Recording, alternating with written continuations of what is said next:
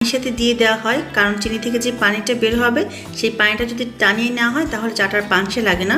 কিন্তু আমি চিনিটা এখানে দিব না, কারণ এক একজন এক এক রকম চিনি খায়, কেউ বেশি কেউ কম। সেজন্য আমি চায়ের লিকারটা একটু ঘন করে নিব। এতে যখন আমি কাপে নেওয়ার পর চিনি দিব, চিনি থেকে যে পানিটা বের হবে এতে চাটা আর পাংশে লাগবে না। সেই জন্য আমি 3 থেকে 4 মিনিট খুব ভালো করে চাটাকে আমি জাল দিয়ে নিব।